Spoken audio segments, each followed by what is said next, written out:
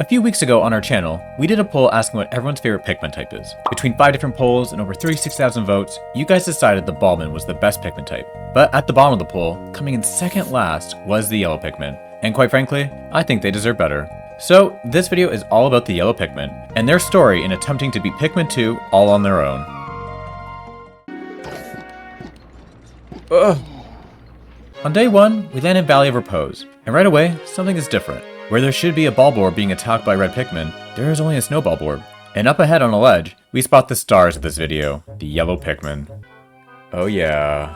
That's because we are playing a mod of Pikmin 2, called Pikmin 2 Yellow Edition, a mod developed by Captain Salty. And in this mod, yellow Pikmin are the only Pikmin type we will get. No reds, no blues, no whites, only yellow in this alternative reality. And that's not the only thing different. Look what happens when we kill this snow Bulborb. They blow up into gloop or some sort of slime, and that will happen with every enemy we kill, meaning there are no enemy corpses to bring back to the onion to generate more Pikmin. In fact, there's not even an onion. Onions have also been removed from this mod, so the only way we can make more Pikmin is from Queen Candy Pop Buds, which don't just pop up anywhere.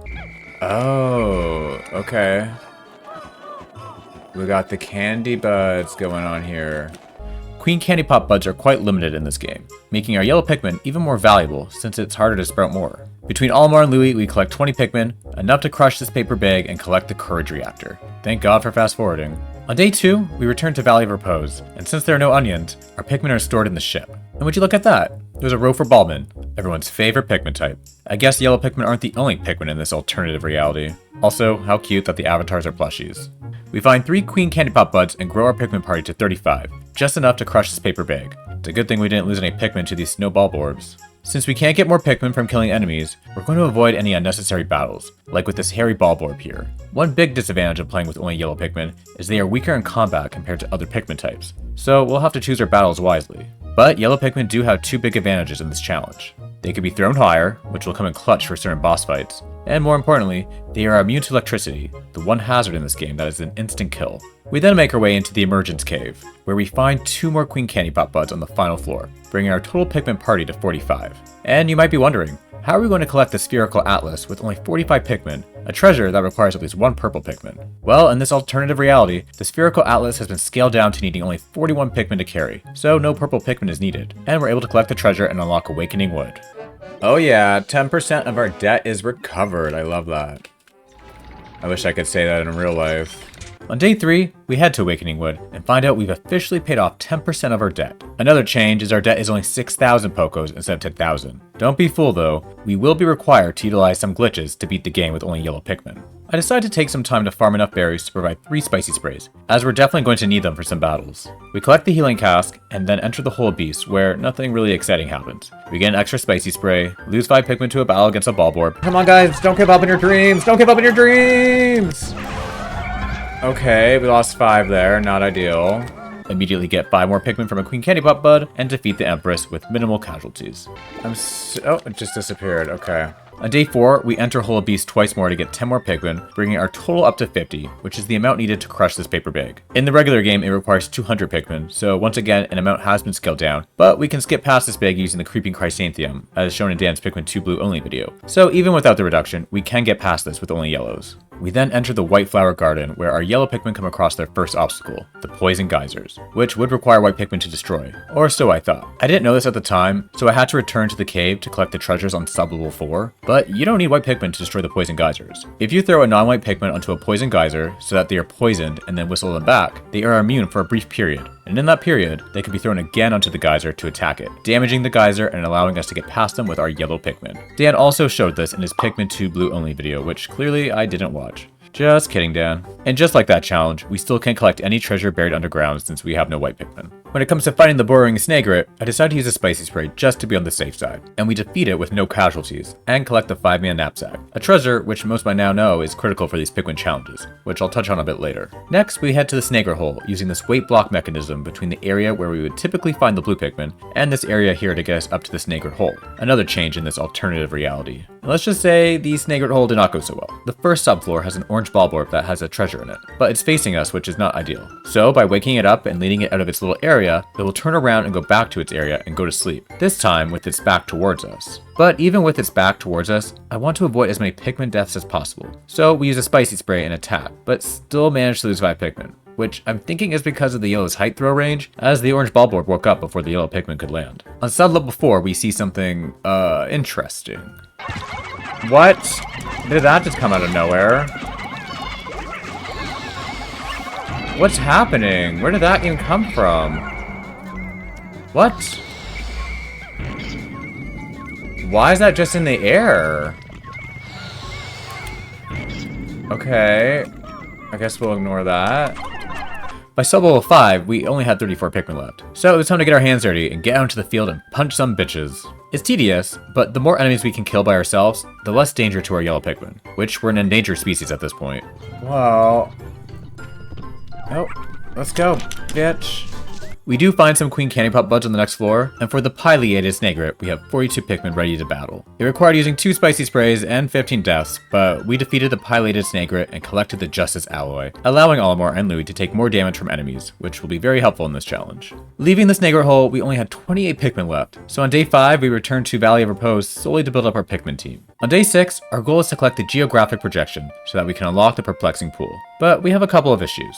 There's the one gate here that leads to the treasure, but it has poison geysers in it, and as far as I'm aware, we can't destroy poison geysers in gates. There's also the bridge that we could make by throwing Pikmin onto the other side, but that involves going into the water, aka we would need blue Pikmin. So our only option seems to be taking the yellow Pikmin into the water here past the Snagrit hole and cross to the other side. By constantly whistling, we can keep our yellow Pikmin alive, just enough to make it across. And from there, we form the 2 bridges needed to collect and bring back the Geographic Projection, which again has been scaled down so that no purple Pikmin are needed. But 61 Pikmin are needed, and we only have 40. So we spend day 7, 8, and 9 building up our Pikmin party, and by day 9, we had 65 Pikmin, enough to collect the Geographic Projection and unlock the Perplexing Pool. Before heading to the Perplexing Pool though, there is one more cave in Awakening Wood we still need to beat, and that's the Bulblax Kingdom. The only problem is you would typically either need white Pikmin to break down this gate, or would need blue Pikmin to drain the water to break down this gate. With yellow Pikmin, we can't do either of those, so we have to utilize a glitch using the 5-man knapsack. I first throw all the yellow Pikmin except for one onto this ledge here near the ship, and then by throwing the last Pikmin and lying down, the Pikmin will carry us onto the ledge, gaining us access to this area outside of the Bulblax Kingdom. We then collect the Chance Totem, collect berries to get our first Bitter Spray, and break down this electrical gate, so that when we return, we can immediately enter the Bulblax Kingdom cave. And that's what we do on day 10. Well, we actually use almost the entire day to farm some more spicy and bitter sprays, and then enter the cave. I can't stress enough how much I love fast forwarding. There are 2 things I always make sure to do when entering a subfloor. Map out the floor and figure out where the treasures are before taking my Pikmin in, and breaking all the eggs. As most people know, the eggs drop sap to turn your Pikmin from leaves to beautiful flowers. But they also sometimes drop bitter or spicy sprays. And if they do, you can use a trick that involves dismissing and then nudging one captain into the sap and then running into the sap yourself, allowing you to get 2 sprays for the price of 1. It's a beautiful thing. Overall, this cave was pretty easy. The most challenging enemy was the Wallyhop, who I hate with a passion, so much that I used a spicy spray. We didn't even need to use a spicy spray to take down the Emperor Bulblax, and we beat him without losing any yellow Pikmin, truly showing how much of a joke he's turned into. With the Emperor Bulblax dead, we can collect the Forged Courage, which gives us the Scorch Guard, allowing our captains to now be immune to fire, which, as we'll see later, is another very important ability in this challenge. On day 11, we finally head to the Perplexing Pool. And the first thing we do is enter the Citadel of Spiders with 64 yellow Pikmin. And as you might suspect, the cave is pretty easy for us. We continue to get our hands dirty and help with the Pikmin as much as possible, either taking out enemies or damaging them for a fair bit, so the yellow Pikmin have less of a fight. And of course, Speedy Longlegs is no match for the yellow Pikmin. Right after, we collect the Impediment Scourge, as it's an easy surface treasure to collect. Make another bitter spray, collect 2 more spicy sprays, and then make our way into Glutton's Kitchen before the end of the day.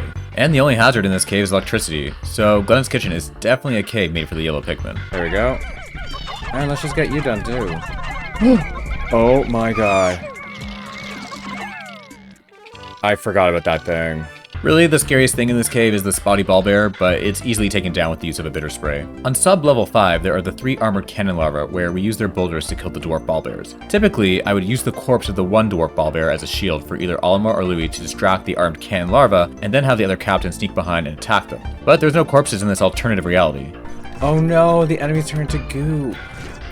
However, by placing a captain right against the plate, or whatever this is, they seem to be safe from the boulders, providing us with the sneak advantage. And then on the final sub-level, we don't need to worry about the anode beetles since they can't harm our yellow Pikmin, giving us the playground to easily pull treasure from the giant bread bug and back to the pod, the easiest way to kill it. With Glutton's Kitchen beaten, we had beaten the only 2 caves accessible to us with yellow Pikmin in the perplexing pool. Actually, those were the last 2 caves accessible to us at all since the rest of the caves in the game would require blue Pikmin to either drain water or break gates. But as I mentioned earlier, in this alternative reality, the total debt is 6,000 Pokos. Either that or the president doesn't know how to count. And we had completed our mission. And because of this, we can now head to Wistful Wild and continue on with our journey. On day 12, we land in Wistful Wild with 57 yellow Pikmin and immediately head to the Cavern of Chaos, which I guess you can say was chaotic.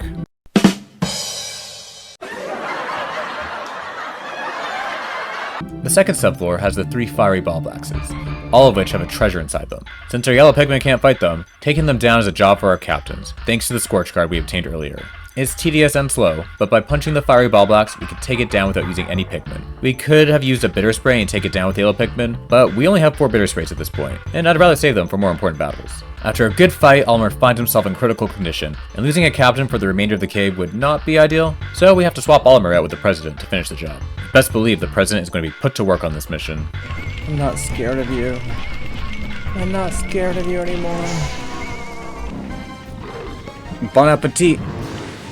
Taking down the 2 Emperors on sub-level 4 was easy, but what wasn't easy was collecting the mysterious remains, as it falls and slides partially into the water after defeating the Emperor. And because the treasure is partially in the water, some Pikmin will go into the water in an attempt to carry it, and therefore start to drown. I thought as a long shot that maybe I could push a bomb in front of the treasure and have it explode to push the treasure more onto land, but that did nothing. But eventually, it seems I was able to get the Pikmin to slightly move the treasure towards the land, even when it wasn't the amount of Pikmin needed to carry the treasure. And then from there, get enough Pikmin on it to carry it back. That was too much effort for a lobster claw.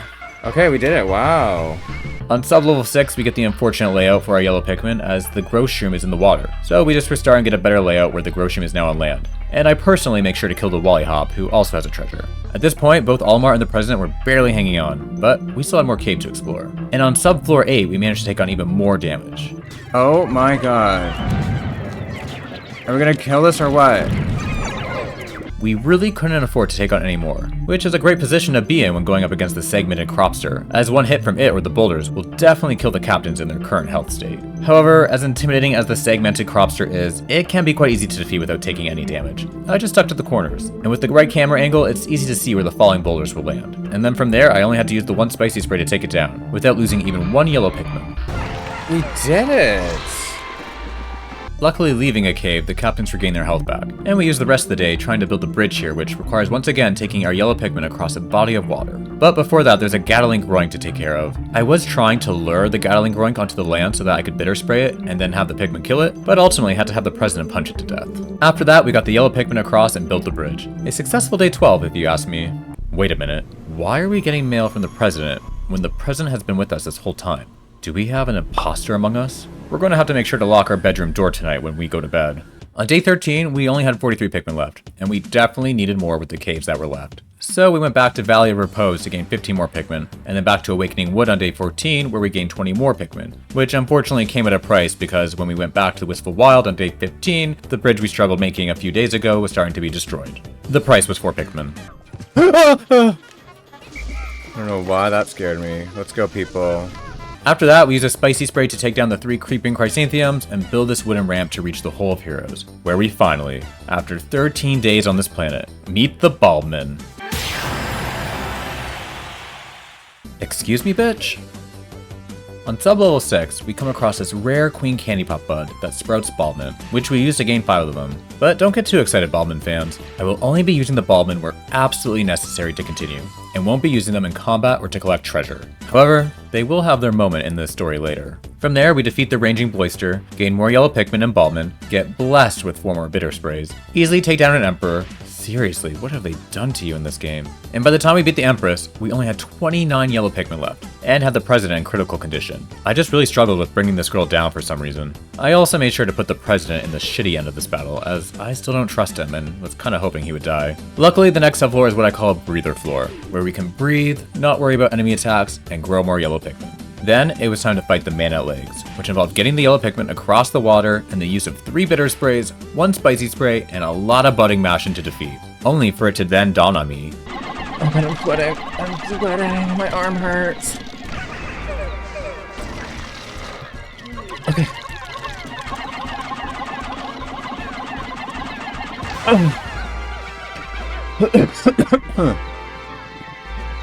You know,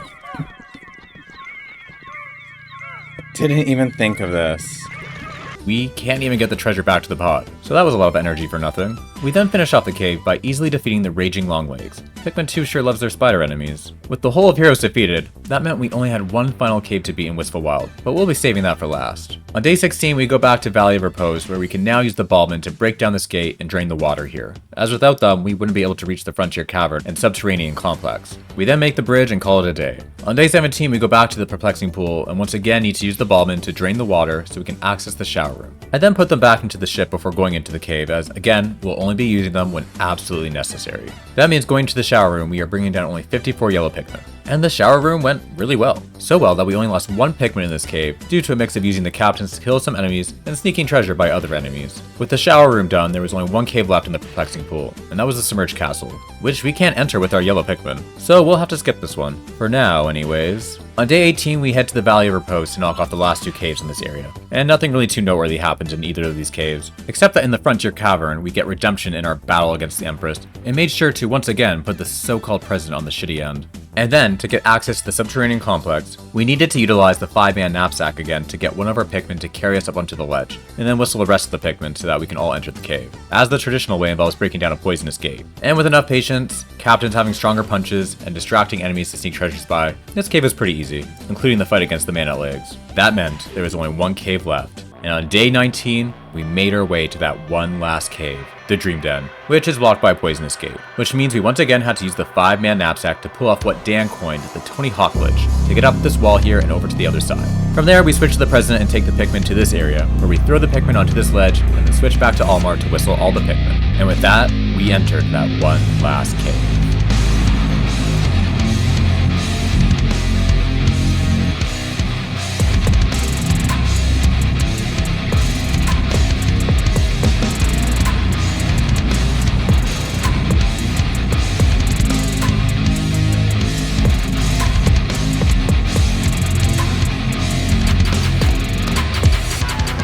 It all came down to this, the battle against Louie and the Titan Dweeble. Typically, the strategy is to try and take out the shock therapist first, since it's an electric tack and is the only weapon that kills on contact, and takes the least amount of hits to come off. But our yellow Pikmin don't need to worry about electricity. What? Okay. Or so I thought. Turns out in this alternative reality, it does, and the advantage I thought we had in this battle doesn't exist. Here. Oh. Okay. That was interesting. Yeah, not sure what happened there. So the strategy for this battle remains the same. Knock off the shock therapist first, followed by the monster pump, as that weapon is the toughest to avoid. But honestly, I ended up just throwing the Pikmin on any weapon that was in sight and hope for the best. Smart? No. Effective? Also no. Eventually, after lots of Pikmin deaths and using our entire inventory of spicy sprays, 13 in total, the yellow Pikmin successfully took down the Titan Dweeble. And there you have it, the story of the yellow Pikmin beating Pikmin 2, or as it's called in this alternative reality, Pikmin 2 Yellow Edition. If you haven't played this mod, I'd definitely recommend it. It was a lot of fun, and even though some parts of the game had to be changed to not need other Pikmin types, minus the Ballmen, it still required pulling off some cool glitches to beat. Oh, and speaking of Ballmen, since they are so beloved on this channel, I felt it was only fitting to give them a chapter in the story, focused only on them. And what better chapter than the Submerged Castle? Alright, this is the Ballmen's chapter. This is where they shine. Alright, let's see if we can get all the treasures. Can we mess him up with Ballmen? Did Ballmen burn from that?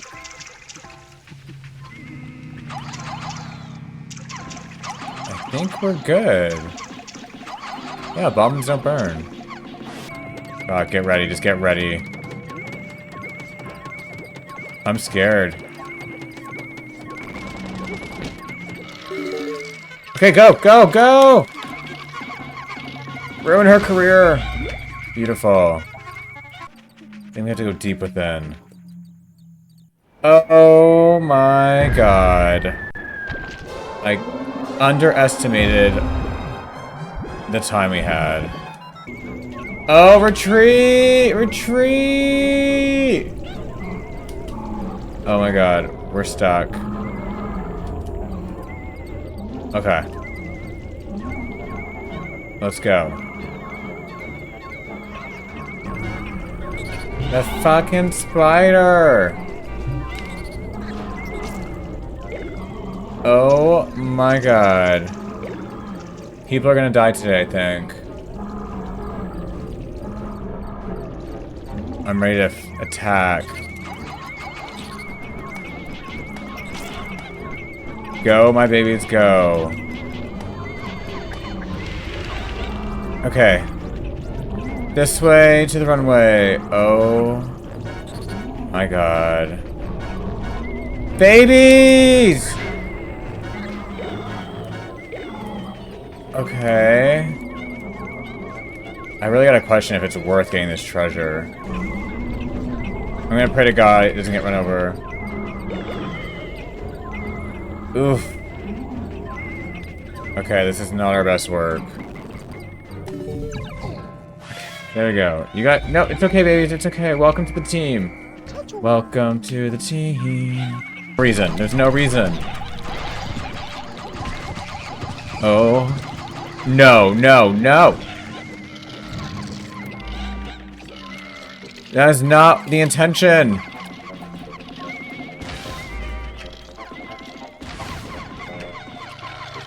Okay, we had to use a lot more than I wanted. What's happening? What's happening? God, it's so deep. Oh my god. Okay, let's party. You think this would be, like, not in the simmer? Oh. I thought that was the water wraith. But no, it's just a double-A Duracell battery. Okay. Are we... What is it? Oh. Wow, a purple flower. I wonder why this is the only cave to have a purple flower. There must be some reason. Well, there you have it. I guess there are purple Pikmin in this game. Wow. I truly did not think purple Pikmin were in this.